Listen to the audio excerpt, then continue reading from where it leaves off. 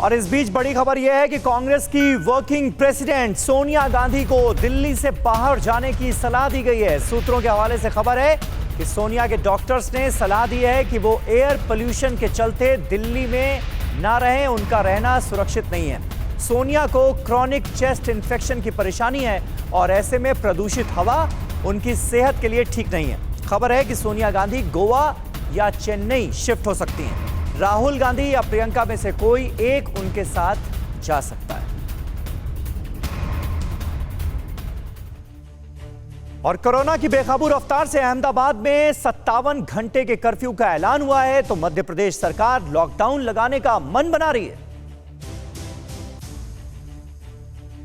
दिल्ली, हरियाणा, मध्य प्रदेश से लेकर महाराष्ट्र तक कोरोना के कहर से पूरे देश में हाहाकार मचा हुआ है। देश में कोरोना संक्रमण के मामले 90 लाख को पार कर गए हैं। जानलेवा कोरोना के शिकार बनकर 1,32,207 लोग अब तक अपनी जान गंवा चुके हैं। कोरोना की बेकाबू रफ्तार पर लगाम लगाने के लिए दिल्ली में भले ही लॉकडाउन लगाने की सिर्फ चर्चा होकर रह गई, अहमदाबाद में आउट ऑफ कंट्रोल हुए कोरोना की रफ्तार रोकने के लिए नगर निगम को आज रात 9 बजे से लेकर सोमवार सुबह 6 बजे तक 57 घंटे का कर्फ्यू लगाना पड़ा है, जिससे अहमदाबाद के कालूपुर मार्केट में पैनिक बाइंग के लिए लोगों की भीड़ उमड़ पड़ी।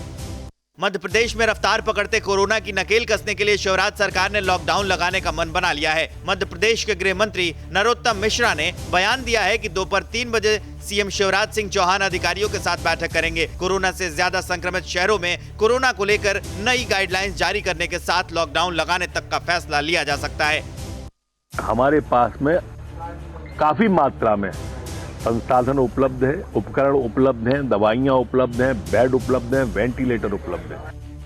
उत्तराखंड सरकार ने क्रॉस बॉर्डर कोरोना संक्रमण रोकने के लिए बाहर से आने वाले लोगों का सीमा पर ही रैपिड कोरोना टेस्ट करने का फरमान सुना दिया है। बीते 24 घंटे में देश में कोरोना के 45,882 मामले सामने आए हैं और कोरोना से 584 लोगों की जान चली गई है। हरियाणा के स्कूलों में कोरोना विस्फोट के बाद महाराष्ट्र में 23 नवंबर से 9वीं से 12वीं तक के स्कूल खुलने से पहले उद्धव ठाकरे सरकार शिक्षक से लेकर सफाई कर्मियों तक का कोरोना टेस्ट करवा रही है। बीएमसी के स्कूलों में कोरोना टेस्टिंग शुरू हो भी गई है।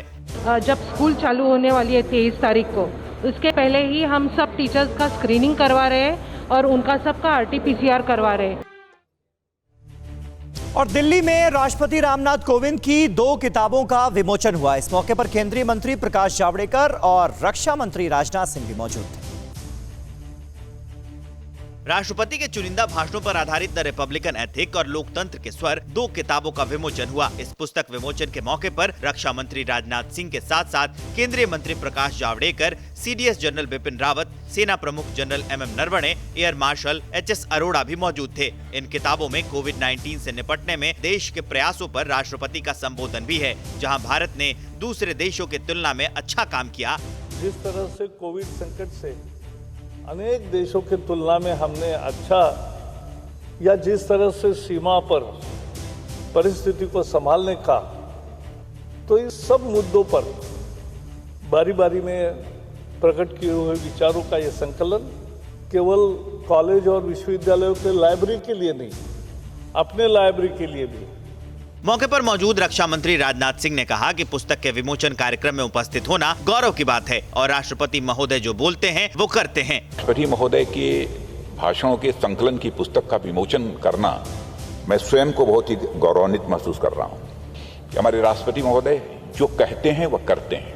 रक्षा मंत्री ने इस मौके पर राष्ट्रपति के कानपुर में अपने विद्यालय के समारोह में शामिल होने के वाक्य का खास तौर पर जिक्र किया।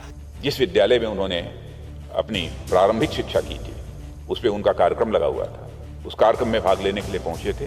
मंच से उतरते ही इस देश के प्रथम नागरिक ने अपने उन गुरुजनों का चरण स्पर्श किया। इन दोनों किताबों में महामहिम के कई संबोधन और भाषण शामिल हैं। पिछले साल भी राष्ट्रपति के संबोधनों का संकलन लोकतंत्र के स्वर शीर्षक से हिंदी और द रिपब्लिकन एथिक शीर्षक से अंग्रेजी का प्रकाशन हुआ था।